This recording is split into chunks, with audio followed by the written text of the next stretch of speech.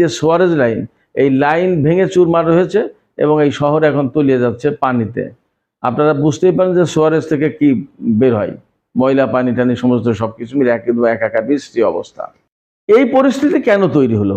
এই যে আমেরিকা এবং ইসরায়েল এতটা মার খাচ্ছে, তার মূল কারণ কি?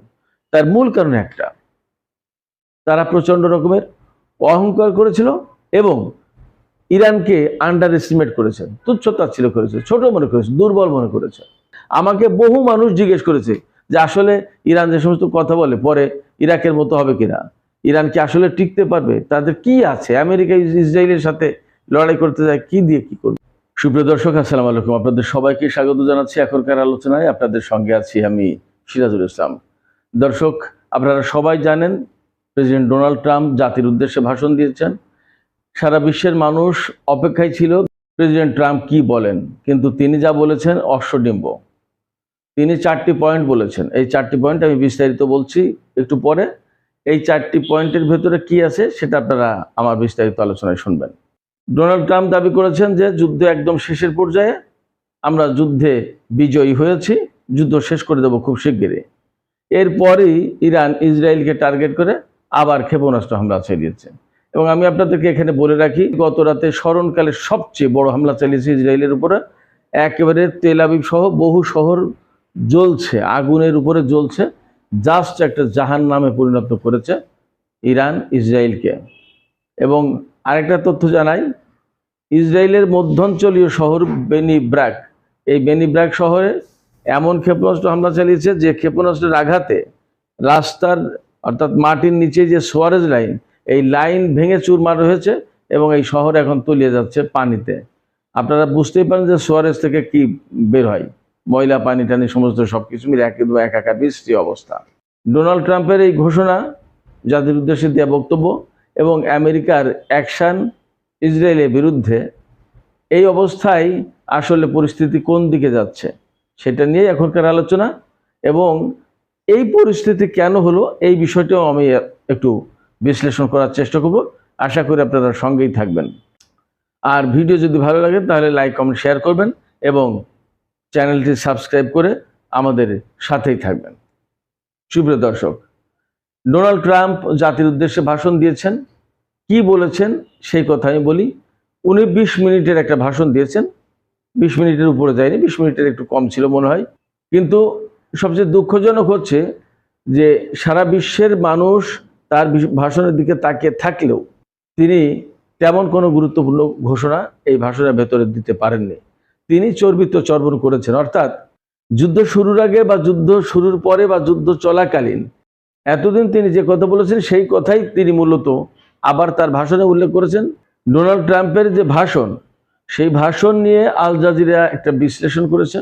আমি তাতে দেখলাম যে চারটা পয়েন্টকে মূল একদম জিস্ট করেছে। এই 4টা পয়েন্টে মূল যে বক্তব্য দিয়েছে ডোনাল্ড ট্রাম্প, সেই 4টা পয়েন্ট উল্লেখ করা হয়েছে। তাতে প্রথমত ডোনাল্ড ট্রাম্প বলেছেন যে এই যুদ্ধ জরুরি ছিল, কারণ ডোনাল্ড ট্রাম্পের ভাষায় ইরান হচ্ছে পৃথিবীতে সবচেয়ে নিকৃষ্ট একটা জাতি, শয়তান জাতি, খারাপ জাতি। এই খারাপ জাতি সারা বিশ্বকে অশান্তির ভিতরে রেখেছিল। তারা পরমাণু বোমা বানালে পৃথিবীটা একেবারে ধ্বংস হয়ে যেত। এই জন্য এই যুদ্ধ জরুরি। তিনি যুদ্ধের পক্ষে মূলত ছাপাই গিয়েছেন, এই যুদ্ধ করার যৌক্তিকতা তিনি তুলে ধরার চেষ্টা করেছেন। 2 নম্বর হচ্ছে যে আমেরিকা এই যুদ্ধে জিতে গেছে, অলরেডি ভিক্টরি ওন, যুদ্ধে জিতে গেছে আমেরিকা। তো যুদ্ধে যদি জিতেই যায় তাহলে আবার নতুন করে সেনা আনার দরকার কি? আর হরমুজ প্রণালী খোলা থাকলো না, এই অবস্থায় ছেড়ে দিয়ে চলে যাবে, এই সমস্ত ঘোষণা দেওয়ার দরকার কি? তারপরে তিনি বলছেন যে যুদ্ধ অব্যাহত রাখতে হবে, অবশ্যই যুদ্ধ অব্যাহত রাখতে হবে। তো যুদ্ধে যদি জিতে যায় তাহলে আবার অব্যাহত রাখার প্রশ্ন কেন আসছে? অর্থাৎ ডোনাল্ড ট্রাম্পের এই যে বক্তব্য, এই বক্তব্য এক ধরনের ভ্যালুলেস বলা যায়। তারপরে আর একটা 4 নম্বর পয়েন্ট তিনি কি বলেছেন? 4 নম্বর পয়েন্ট বলেছেন এই যুদ্ধ খুব শিগগিরই শেষ হবে। তিনি একবার বলছেন যে যুদ্ধে জিতে গেছি, আমেরিকার যুদ্ধে জিতে গেছে, আবার বলছেন যে এই যুদ্ধ অব্যাহত রাখতে হবে এবং খুব শিগগিরই এই যুদ্ধের অবসান ঘটবে। মজার ব্যাপার হচ্ছে ডোনাল্ড ট্রাম্পের এই বক্তব্য দেওয়ার পরপরই তিনি বলেছেন যে আমরা একদম যুদ্ধ শেষ করার পর্যায়ে, খুব কাছাকাছি। এবং তিনি তার বক্তব্যে আর একটা হুমকি দিয়েছেন, ইরান যদি আমেরিকার সাথে চুক্তি না করে তাহলে ইরানকে একদম প্রস্তর যুগে, পাথরের যুগে পাঠিয়ে দেওয়া হবে। সেই শত শত বছর বা হাজার হাজার বছর আগের কথা, যখন মানুষ আগুন জ্বালতে পারতো না বলে যে কথাগুলো বলা হয়, বন জঙ্গলে পাহাড়ের গুহায় বসবাস করত, তো সেই রকম একটা যুগে পাঠিয়ে দেবে ইরানকে। কিন্তু আসলে কি তিনি সেই ক্ষমতা রাখেন বা তিনি কি তা পারবেন? আর ইরান কি বসে বসে আরাম কেদারায় বসে সিগারেট টানবে? এটা কি মনে হয়? ডোনাল্ড ট্রাম্পের মাথায় যে কি আছে, ডোনাল্ড ট্রাম্পের মাথায় কি আছে, এই প্রশ্ন যখন আমি তুললাম, তখন সেই দেশের একজন সাইকোলজিস্ট কি বলছেন, আমেরিকার একজন সাইকোলজিস্ট বলছেন যে আমি শিশু মনোরোগ বিশেষজ্ঞ নই। ডোনাল্ড ট্রাম্প যে কথাগুলো বলেন তা হলো শিশু সুলভ কথা। তিনি যা বলতে চেয়েছেন, এই সাইকোলজিস্ট যা বলতে চেয়েছেন তা হচ্ছে যে ডোনাল্ড ট্রাম্প যে কথা বলেন তা হলো শিশুর মতো, বাচ্চাদের মতো কথাবার্তা। তো উনি বলছেন যে আমি তো বাচ্চাদের মনোরোগ বিশেষজ্ঞ নই। সেক্ষেত্রে ডোনাল্ড ট্রাম্প যে কি বলেন আমি বুঝতে পারি না, ডোনাল্ড ট্রাম্পের মন আমি বুঝি না। তার মানে ডোনাল্ড ট্রাম্পকে তিনি শিশু বানিয়ে দিলেন। ডোনাল্ড ট্রাম্পের বক্তব্য দেওয়ার পরপরই, জাতির উদ্দেশ্যে তিনি যে বক্তৃতা দিয়েছেন, এই বক্তৃতা করার পরপরই 20 থেকে 25 মিনিটের ভেতরে S&P নামে একটা কোম্পানি আছে, তার $550 বিলিয়ন উধাও 20 মিনিটের ভিতরে। মার্কিন শেয়ার বাজারে পরিস্থিতি দেখেন। দেশের জনগণ তার এই বক্তব্যে ভীষণভাবে হতাশ হয়েছেন। আমেরিকার জনগণ ভীষণভাবে হতাশ হয়েছে, সারা বিশ্বের মানুষ তো হয়েছেনই। আমেরিকার জনগণ এবং সারা বিশ্বের মানুষের প্রত্যাশা ছিল যে আমেরিকা দয়া করে এই যুদ্ধটা বন্ধ করুক। এই যুদ্ধের কারণে সারা বিশ্বের অর্থনীতি ধ্বংস হয়েছে, শেয়ার বাজার ধ্বংস হয়েছে, তেলের দাম বেড়েছে, তেলে হাহাকার লেগেছে। আজকেই দেখলাম বাংলাদেশে একটা ভিডিওতে, জানি না সত্য মিথ্যা, বাট অনেক ক্ষেত্রে হচ্ছে তো, যে বাংলাদেশের কোনো একটা তেলের পাম্পে 4 কিলোমিটার লাইন পড়েছে। তো সারা বিশ্বে একই অবস্থা। আরব বিশ্বের তেল গ্যাস ধ্বংস হয়ে যাচ্ছে। ইরানেরও সেই একই অবস্থা। ইসরায়েল নামক যে একটা জবরদখলকারী একটা দেশ আছে, সেই দেশটির অস্তিত্ব অবশ্যই হুমকির মুখে এই ট্রাম্প এবং নেতানিয়াহুর যুদ্ধের কারণে। 2022 সালের পর আমেরিকা এখন সবচেয়ে বেশি তেল গ্যাসের দাম, এর আগে এত বেশি দাম ছিল না। একটা রিপোর্টে বলা হচ্ছে যে মার্চ মাস গেল, এই মার্চ মাসে একটাও এলএনজি বাহী জাহাজ হরমুজ প্রণালী দিয়ে যায়নি। হরমুজ প্রণালী দিয়ে একটা এলএনজির জাহাজও যায়নি। তার মানে কি সারা বিশ্বে গ্যাসের কোন পরিস্থিতি তৈরি হয়েছে আপনারা কল্পনা করুন। এরপরে আমেরিকা যে এত অহংকার বড়াই করছে, তার পরিস্থিতি কি? গতকাল পারস্য উপসাগর থেকে একটা মার্কিন তেলবাহী জাহাজ মুভ করেছিল, অমনি তাতে ইরান ক্ষেপণাস্ত্র মেরে জ্বালিয়ে দিয়েছে। ইসরায়েলের একটা জাহাজ মুভ করেছিল, ক্ষেপণাস্ত্র মেরে ইরান জ্বালিয়ে দিয়েছে, এবং সে জাহাজ এখনো পারস্য উপসাগরের মধ্যে জ্বলছে। কাতারের একটা এলএনজি বাহী জাহাজে হামলা চালিয়েছে ইরান। আর ইসরায়েলে যে বললাম যে যুদ্ধ এই কয়দিন যে শুরু হয়েছে, তার ভিতরে গত রাতে সবচেয়ে বড় হামলা চালিয়েছে ইরান ইসরায়েলের উপরে। মানে ইসরায়েলের তেল আবিব শহর থেকে শুরু করে বিভিন্ন শহর একেবারে নরকে পরিণত হয়েছে, শুধু আগুন আর ধোঁয়া ছাড়া আর কিছু নেই। ব্যাপক ভয়ঙ্কর খারাপ অবস্থা। অ্যাট দ্য সেম টাইম ইসরায়েলিদের জনজীবনকে ভয়াবহ রকমের বিষিয়ে তুলেছে লেবাননের প্রতিরোধ যোদ্ধারা এবং ইয়েমেনের যোদ্ধারা।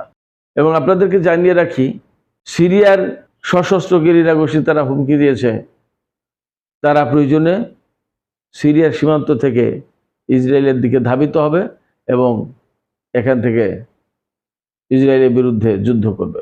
ইরাকে যে সমস্ত প্রতিরোধকারী সংগঠন, তারাও কিন্তু ক্রমেই আরও বেশি অ্যাক্টিভ হচ্ছে, এবং ইরাকের প্রতিরোধ যোদ্ধারা মূলত ইরাক এবং সিরিয়ার মার্কিন অবস্থানগুলোতে হামলা চালানোর চেষ্টা করছে এবং ভালোই ক্ষয়ক্ষতি হচ্ছে। ডোনাল্ড ট্রাম্প যে দাবি করলেন যে তারা যুদ্ধে জিতে যাচ্ছেন, আসলে কি আপনাদের মনে হয় যে এই ধরনের কোনো আকার ইঙ্গিত আছে? বরং আমি দেখতে পাচ্ছি, বা আপনারা নিশ্চয়ই সবাই দেখছেন, যে আমেরিকা তাদের খুবই গুরুত্বপূর্ণ এবং তাদের গর্বের ধন, এরকম বিমান হারিয়েছে, রেডার সিস্টেম হারিয়েছে, আর্লি ওয়ার্নিং সিস্টেম হারিয়েছে, থার্ড পেট্রিয়ট, এই সমস্ত ক্ষেপণাস্ত্র প্রতিরক্ষা ব্যবস্থা হারিয়েছে, ধ্বংস হয়ে গেছে।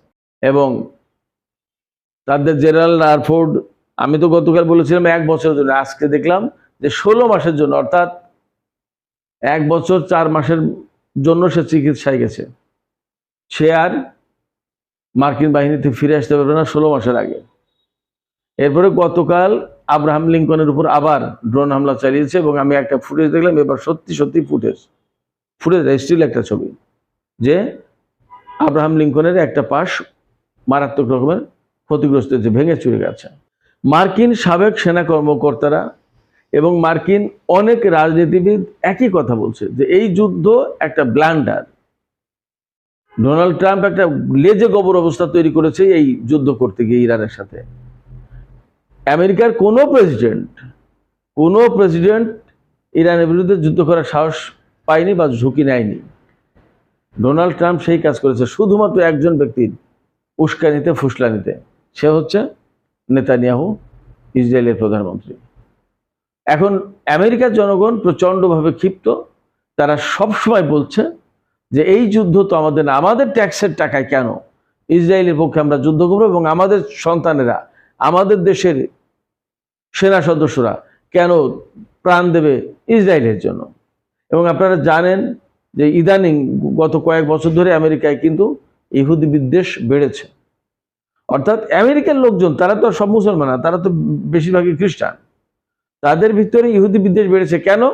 ইসরায়েল যে সমস্ত কর্মকাণ্ড করছে, বিশেষ করে ফিলিস্তিনের গাজায়, লেবাননে, ইরানের বিরুদ্ধে, সিরিয়ার বিরুদ্ধে যে সমস্ত হামলা একের পর এক চালিয়েছে এবং যে সমস্ত ক্ষয়ক্ষতি, প্রাণহানির ঘটনা ঘটিয়েছে, সেগুলো আসলে মানুষ ভালোভাবে নেয়নি। এর ভিতরে শুধুমাত্র একজন ব্যক্তি খুব ভালোভাবে নিয়েছে, সে হচ্ছে ডোনাল্ড ট্রাম্প। এর জন্য আমেরিকাকে খেসারত দিতে হচ্ছে। আমি আগেই বলেছি, বেশ কয়েকটা ভিডিওতে বলেছি যে আমেরিকা আসলে ইরানের প্রযুক্তির কাছে হেরে গেছে।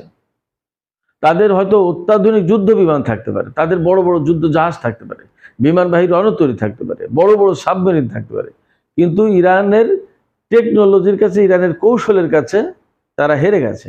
ইরান এই কথাই বলেছে আজকে যে ইরানের হাতে যে কতটুকু সামরিক সক্ষমতা আছে এবং তাদের হাতে যে কি ধরনের পরিকল্পনা আছে এই সম্পর্কে আমেরিকার কোনো ধারণাই নেই।